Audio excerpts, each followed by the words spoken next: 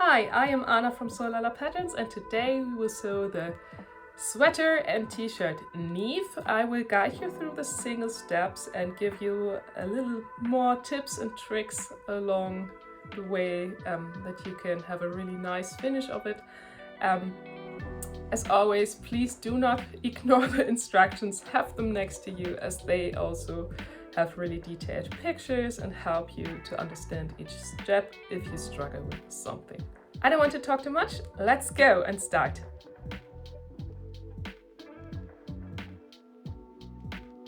Before we start sewing and before I start the sew along in general, I quickly show you how to do color blocking with a sewing pattern, because all those basic sewing patterns are perfectly suitable for using up some bigger chunks and remnants that are in your sewing corner somewhere.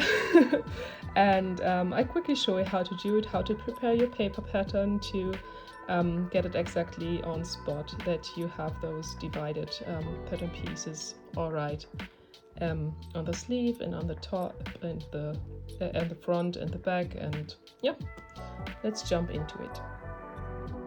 I have added those printables to the sewing pattern bundle because I feel it's so much easier to make up your mind if you can visualize it. So we have it for A, but I also have added some for B and C. If you want to add prints or whatever you like to hack and do with a basic pattern, you're welcome to draw and try out on those printables. When you look at your drafts and your ideas, in most cases it's something geometrical that you can just transfer with straight lines to your fabric. In this case, you need to make sure that the floral stripe and also the section where your ochre colored, or in my case my ochre colored fabric starts, that they are on the same level and height, so that they do not look misplaced or mismatched. You achieve this, it's pretty easy, don't worry. You just place your back pattern piece and your front pattern piece with the side seams facing each other so that they are together. And you measure the same distance from there on, from your armpit, from your underarm seam. It's important that you place it like that, because if you would place them together at the center front where you cut on fold, or center back where you cut on fold, you cannot make sure that this is exactly matching in the end. So here I, for example, measured 2 centimeters down. This will be a cream colored fabric. Then I use a floral fabric. This is another 5 centimeters down. And then you will add another cutting line for the ochre colored, or whatever you want to. So you can do this. This is just an example. You can do it with whatever geometric shape you want to do. I'll just show it that you make sure that the sleeve matches in the end. We will get to this in a second. So here we have the already prepared sleeve pattern pieces. It's basically the same. You make sure that you have the same distance for your lines where you want to cut the paper pattern separate from the armpit or underarm section on. So it's 2 centimeters here, it's 5 centimeters again, and then the rest, yeah. On a short note, make sure that here you have the small corner to make the sewing of the sleeve easier. You measure from the top edge and not from the top corner, not from the lower corner. After drawing all the lines and separating the paper pattern by cutting it into pieces, I feel it's very important to write down that you need to add the seam allowance. It's not included in those sections that you just did.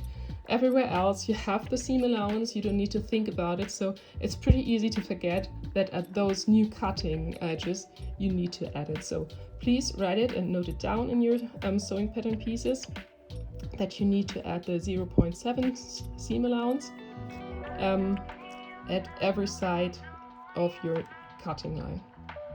I also prefer to note down what kind of fabric I want to have each pattern piece cut from.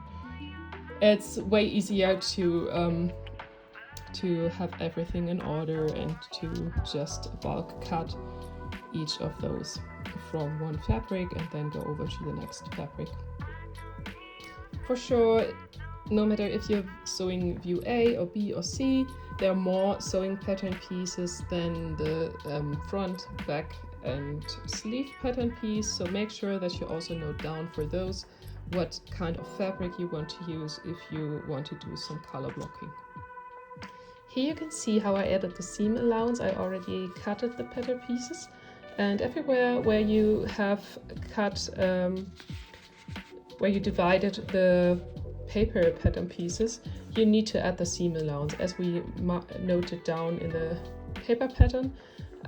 If you feel like this is something that you easily tend to forget, I recommend to you to add at those edges, wherever there are in your pattern pieces, a paper strip of 0.7 centimeters, just to make sure that you don't forget it, because everything that you cut off, ideally we work with remnants to get rid of them, you can't add back.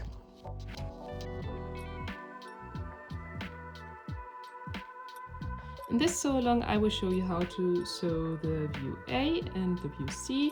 All steps for view B will be included in those two views. So if you sew view B, you can just watch along and follow the steps that are either for the neckband for C or the cuffs for view A, and you will have everything covered. So I will hop between the two views. So down here in the video description you can find a little guidance on the times. I will link every step that I do time-wise, but to give you an idea where to find what, and also the sew along will be fully correlating with the arrangement of the steps in the instructions, so don't throw them away, have them aside and use them also as a guidance.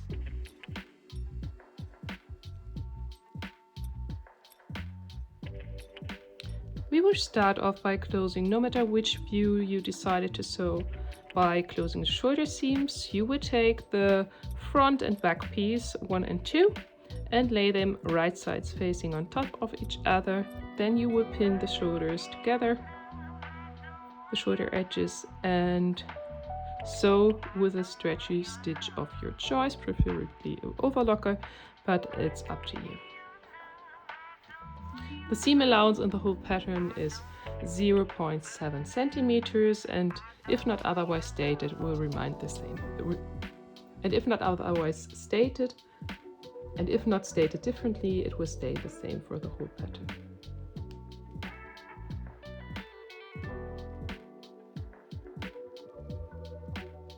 After sewing, you press the seam allowance towards the back of your bodice.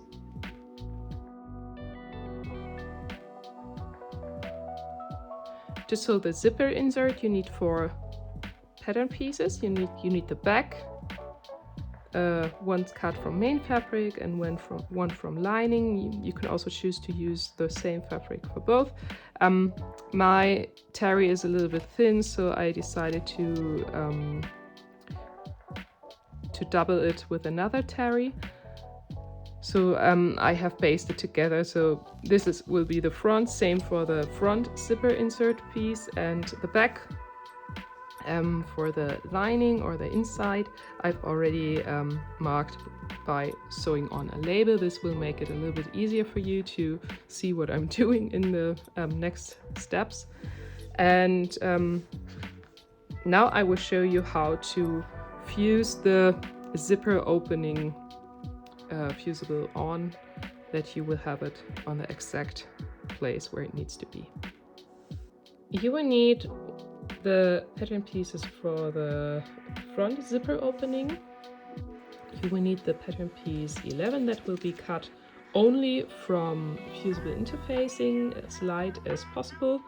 As you see, I have transferred all relevant markings with a non-erasable pen, so I used a permanent here. This is important because you really need those lines, and in the end they will be hide on the inside, so it doesn't matter if it's something that stays on the fabric, but just make sure that you use something that will not bleed out. And you will need the pattern piece 7 if you have not transferred all the markings so far. For the next step, you will need a heat erasable pen. I always use those pilot copy pens, so you can use the original ones, but if they have this little eraser at the end, please try ahead if you haven't tried before, but those are usually heat erasable, so if you just iron on or use a hair dryer, you can get rid of all the markings that you make with those pens. So please take one of these or the usual chalk or whatever you prefer, and fold your front zipper opening piece in half, right sides facing, and then you can just mark the center front at the top and at the zipper end marking. Then you can unfold and you have 2 dots that you can either connect with each other or you just place your fusible on top of it and make sure that it's centered at the bottom, and then you can fuse it to the fabric.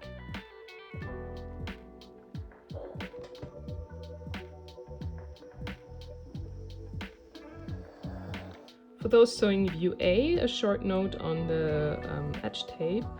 I wrote down that you need an edge tape of 0.7 centimeters. This is crucial that it's not way wider, because with its width it will lose its flexibility. So if you have it cut as narrow as I instructed, you still have a little bit of flexibility if you pull on it, and this will mean that if you have not cut exactly on point, which sometimes happens to us all, you're still a little bit flexible to kind of stretch the fabric or make it meet to your needs.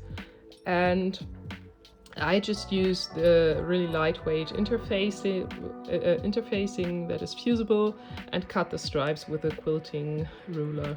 Yeah, it's the cheapest and easiest way, on my opinion. Before you start sewing, make sure that you've used the edge tape to either the outside pieces or the inside pieces of your zipper insert, so that you can make sure that those edges don't stretch while sewing and that you have a nice smooth seam. Afterwards, you will close the shoulder seams on both insert pieces. Please make sure that you already decided on which will be the outside, in my case it's this one, and which will be inside of your sweater.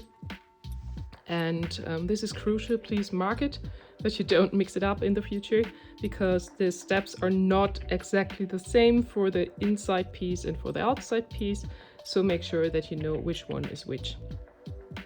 Speaking of different steps, when you sewed the shoulder seams, you will press it on the outside piece forward towards the zipper insert, zipper opening, and on the inside piece you will press it backwards to the back. This is because you want to meet your seams nicely when you sew the insert to your bodice, and this ensures that you don't have too much fabric under your machine and that it will be a smooth sail.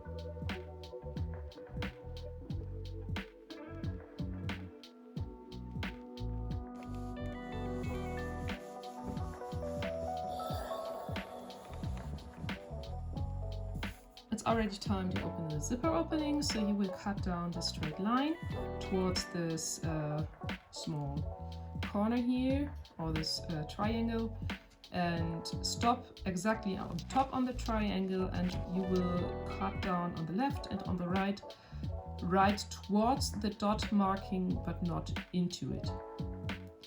You will press this triangle down towards the bottom edge.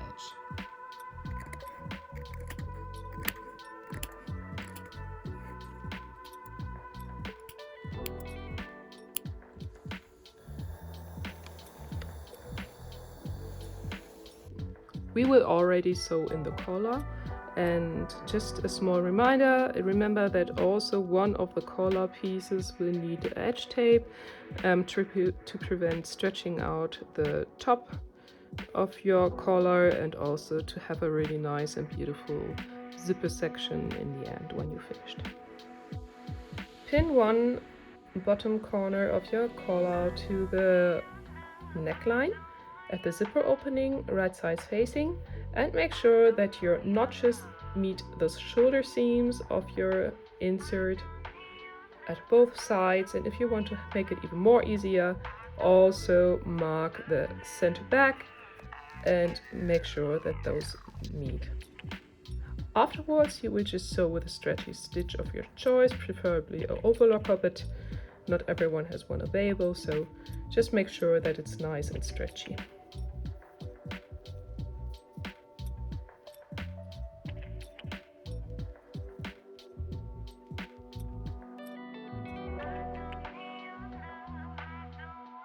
After sewing in your collar, it's important that you pay attention to one of the crucial steps for getting a nice zipper in the end.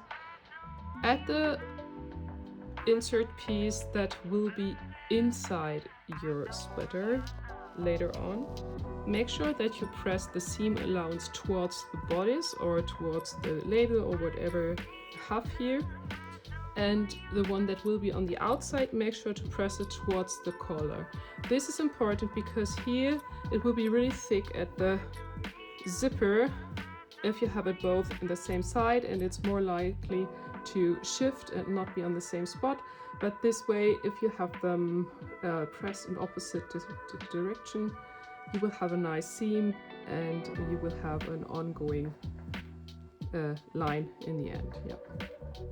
Place both insert pieces inside of each other that the right sides are facing, and pin all the way along the top edge of your collar piece those two inserts together, and sew with a stretchy stitch of your choice the collar together on the top edge.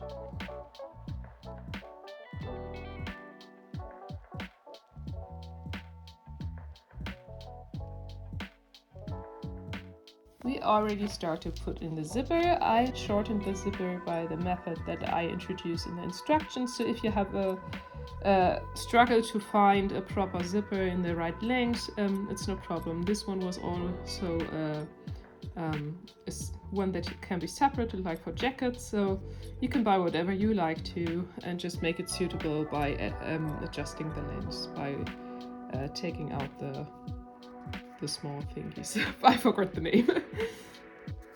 Then you will mark from the bottom of your zipper, from the end, you will mark the 16.7 centimeters. This is where your neckline seam will be. I like to mark it on both sides to make sure that I always meet it on spot. And then you pin it to one side of your outside zipper insert along the zipper opening. When you pin the zipper to the side of the opening, it's important that you make sure that you meet three important spots. The first is that your zipper end meets exactly the end point of your seam that you have on the interfacing marked. The second spot is that the marking on your zipper is meeting the neckline seam. And the third thing to pay attention to is that you have to make sure that you folded away the top end of your zipper nicely to the side where the opening is, and that the end of your zipper is meeting the seam where the collar pieces are joined together. Now you take the inside of your future zipper insert and fold it over the zipper, so you have both sides of the same zipper opening side aligned. Make sure that you also again meet the same spots that I just told you to pay attention to. And here you can see why it's nice to press the seam sometimes to the opposite side. Here you can now exactly meet the same spot without creating too much bulk.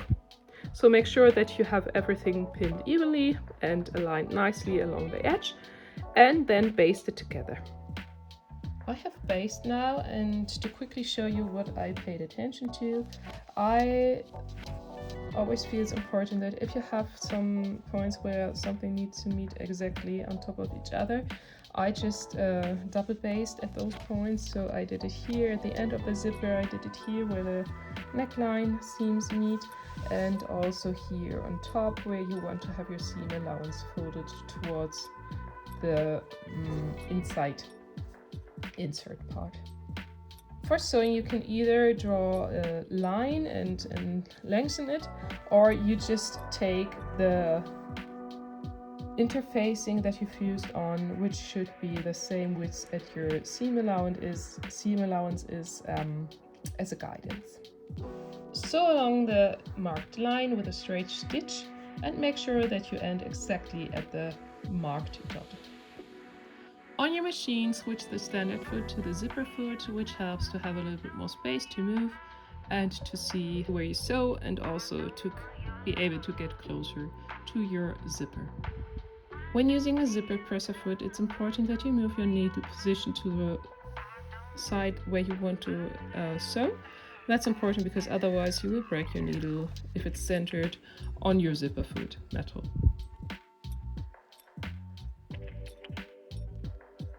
After sewing in the first side of your zipper, you can cut off this top end of your zipper. You don't need it anymore, and you can remove the basting stitches.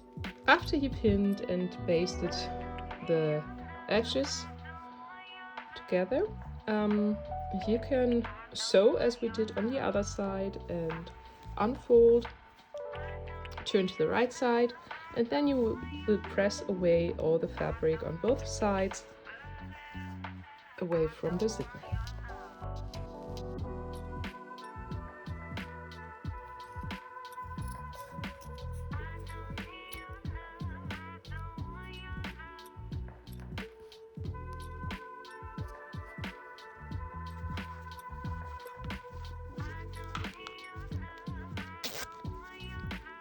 Before you press away the fabric from the zipper, we need to finish the full sewing around the zipper, and we still have those triangles on both sides loose. So we need to sew it to the end of the zipper, and we have to make sure that we start at the point marking on one side and head over to the other one, and to catch the fabric on the other side in exactly the same manner. So pin it if you have to, baste it, whatever you need to feel safe, and then you just sew with straight stitch.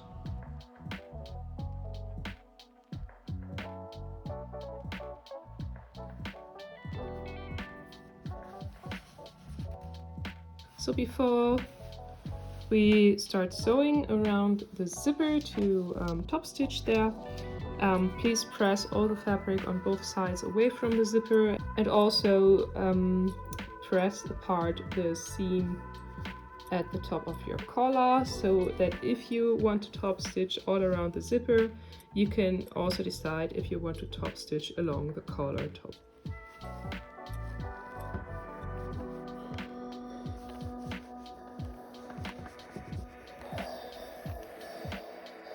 I always prefer to pin everything evenly, press it away to pin nicely in place so nothing shifts and moves when sewing, especially at these seams, so that they are really placed on top of each other.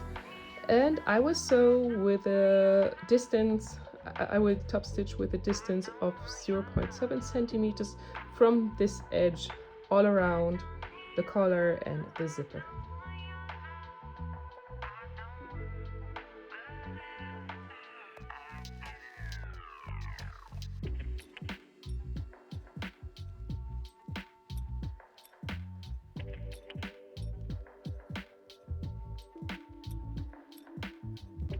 finish off the zipper insert, you will cut back this zipper that is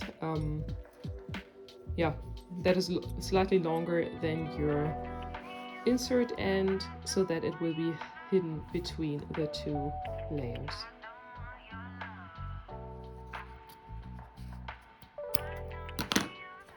Now we will add the zipper insert to your bodice.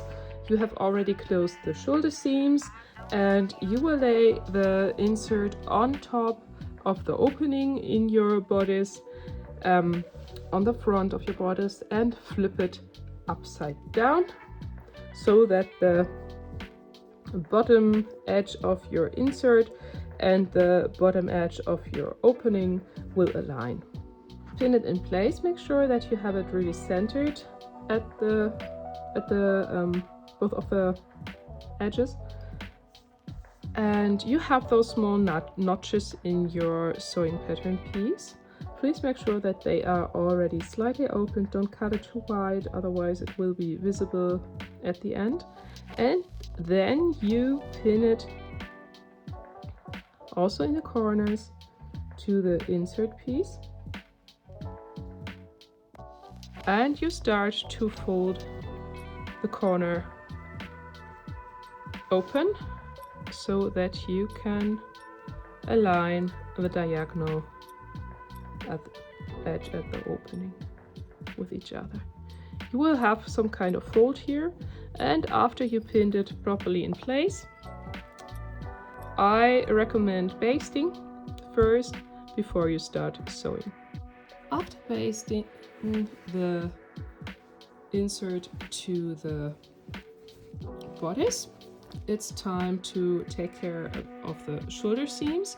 Now you can see why it is a clever move to press them in opposite directions. When you take a close look, it's basically fitting into each other with those seams as they are pressed, and you can place a pin directly in the seam line so that nothing will shift and move and fill up with pins in between. You can do this, you will do this all the way around the neckline and sew the insert to the bodice. Make sure at your bottom front that you will catch the notches inside your seam so that you don't have any fraying open stuff. When you pin together the back of your insert and your bodice, it's helpful to create a center back notch so that your fabrics are meeting nicely.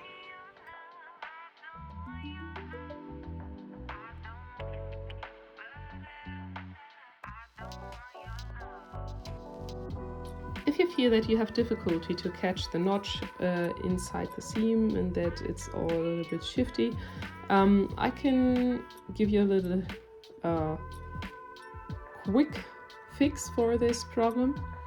You can just use your usual common sewing machine to stitch slightly next to the overlock seam and to make sure that you catch the seam. This section does not need to be stretchy, but this way we can ensure that you will not have trouble with opening up fabric. Yeah. Then you remove all the basting stitches and press away the fabrics from each other.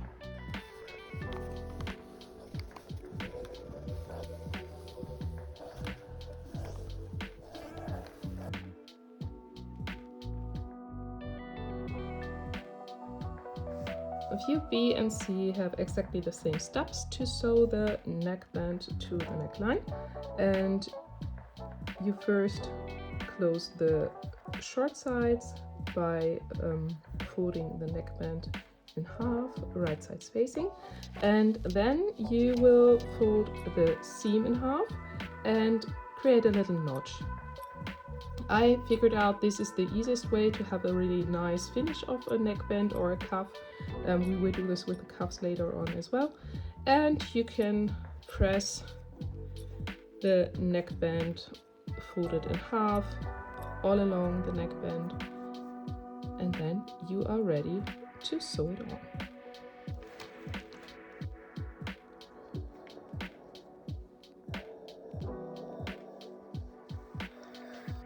To sew in the neckband, I always feel it's the easiest way to just quarter the whole neckband. As you see, I have made those marks with this heat erasable pen. I did the same for the neckline, and then you match the marks. I personally prefer to have my neckband seam at the center back. This is something that you can switch around if you like to. You can move it to the side seam, to the shoulder seam, if that's something that you prefer.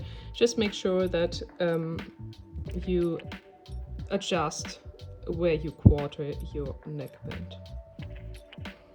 This is what it will look like when you have added the neckband to the neckline. So the fabric will be pulled together slightly, but that's all right, because when you sew it in, it will stretch here, but will create a nice shape that will fit your neckline when pressed and finished. Now you have to decide if you want to have a neckband bind or not. I have prepared it already, and I will show you in the next step how to add it to your neckline before you sew in the neckband. If you don't want to have this option, just skip this step and head on to sewing in the neckband, and then we will continue with the sleeves. If you have opted for the neckband bind, you will fold in 1/2 centimeter towards the back side of your fabric to the wrong side, and you will start to pin it with 1/2 centimeter folded over, facing you, to your neckband. It's important that you have this not overlapping, because the more fabric you have under your machine, the more complicated it gets. You do the same on the other side, next to your shoulder seam, right sides facing with the neckband. You pin the neckband bind to the next to the shoulder seam. Then you stretch and make sure to evenly distribute the length of your neckband bind and to catch all layers and pin through all layers. After you finish sewing in the neckband and the neckband bind, or the neckband bind, or without the neckband bind, I will show you how to finish off the neckband bind, and if you don't have this, you can just skip to adding the sleeves.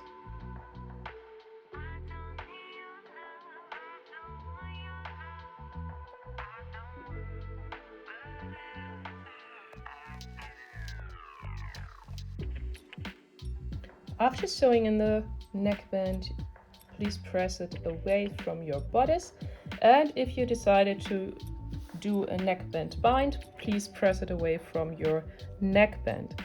Then you will start to fold it under. You can already see it on the first half that I have finished. You fold it under the previous seam, lost my needle, and pin it in place. When you did it for the whole, when you finished this for the whole neckband bind, please use your narrow edge stitch presser foot and stitch it to your bodice. When stitching the neckband bind to your fabric, make sure that you start at the very top, go down, do the corner, pivot, sew all way long, pivot, and do the same till up here.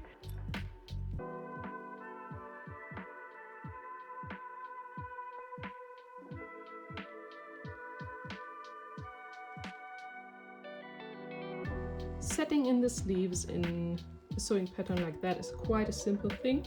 You just place your sleeve piece, this is for C, so it's a short one, it doesn't matter if it's long or short, you just place it with the notches right sides facing you,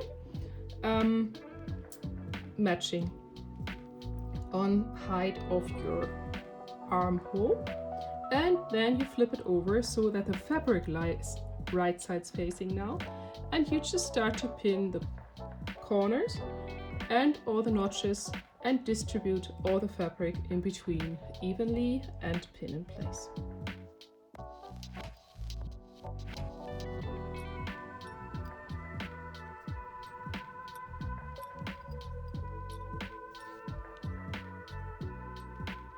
For view C, you will press the seam allowance towards the borders for A and B, which is thicker fabric and will be more problematic in this section. In the underarm section, press it towards the sleeve.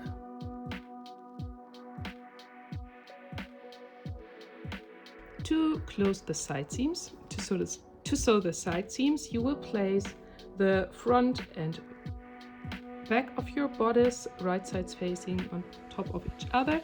The sleeve will be folded in half this way. You will align the raw edges and pin them together. Especially at the underarm seam, make sure that the previous seams really are on point on top of each other. Then you will sew all the way along and press towards the back of your bodice. Repeat for the other side.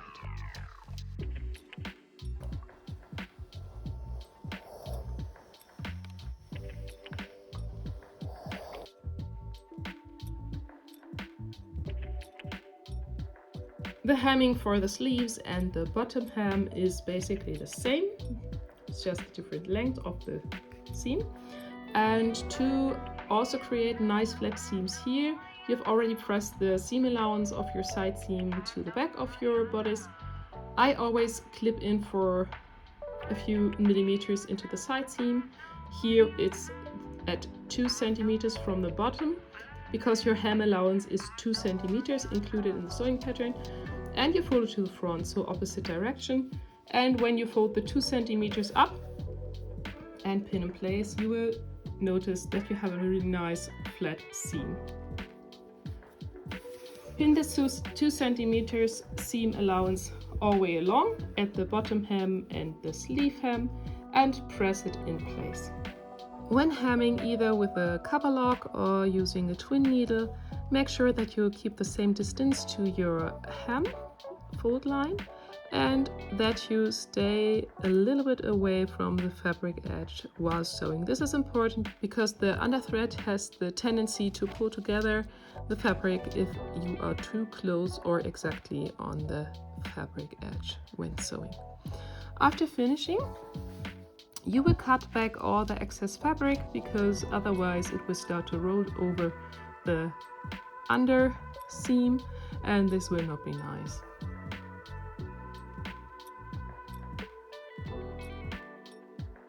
View A and B are missing a few steps. We still need the sleeve cuffs and we need the waistband. So we start with the sleeve cuffs and I ask you to fold both of them right sides facing with the short sides aligned and sew along the short side of your sleeve cuff. After sewing, clip right next to the seam after folding in half so that you have it centered at the seam, and then you can fold it one side of the seam to the left and one to the right, and when you fold it in half and press it, which will be the next step for both cuffs, you will have a nice flat seam. I prefer to always turn the sleeve inside out and pin the cuff to the right side on the inside because this is easier for sewing. And you have a notch at the center of the hem, also on the cuff, and please make those meet and distribute the rest of the fabric while stretching from the inside, and make sure to distribute the pins nicely.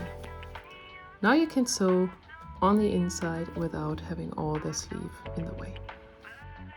The main difference between the waistband of view A and view B is the length, which enables you for view A to also choose a less stretchy fabric for the waistband. This could be something suitable for you if you are opting for some color blocking or if you use up some scraps and don't have something in the right color or something to use ribbing. The waistband of view B is somewhat shorter and won't have an elastic sewn inside of it.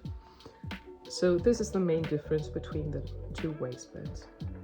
We are now also in the final steps of finishing view A and B, and it's basically the same procedure when we're sewing the waistband as when we did the sleeve cuff. So now you just have two parts that you place right sides facing, and you sew them together at the short sides. You again fold in half and cut right close to the seam, but not through the seam, and you will press again one half of the seam to the one side and the other one to the opposite. Fold in half with the right side on the outside now, and press lengthwise, folded in half. For view B, you can just take the waistband now and pin it to your bottom hem.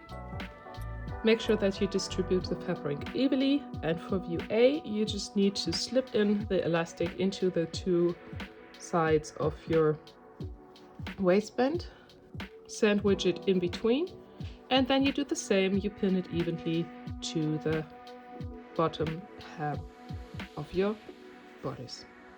Make sure to create a center notch at the front and at the back. This will make it way easier to distribute the fabric evenly. Do the same at the top and the back of your bodice. Before you sandwich the elastic in between the two sides of your waistband, make sure that you have the short sides sewn together. And when it comes to the length of your waistband, you can either use the measurements given in the chart in the instructions, or you can adjust them to whatever your need is by just putting the waistband around the high waist and adding the seam allowance and cut it at the desired length. If you feel it's a little bit of a challenge to pin it straight to your sweater and sew it on, I can recommend you to prepare it by pinning the waistband itself with elastic inside if you sew view A, and to baste it and then pin it to your bodice. When you finish pinning everything to the bottom hem, make sure that you don't catch the elastic when sewing view A while sewing, and that you don't forget some layers and that you sew through all layers at once. Then you're finished for view A and B as well.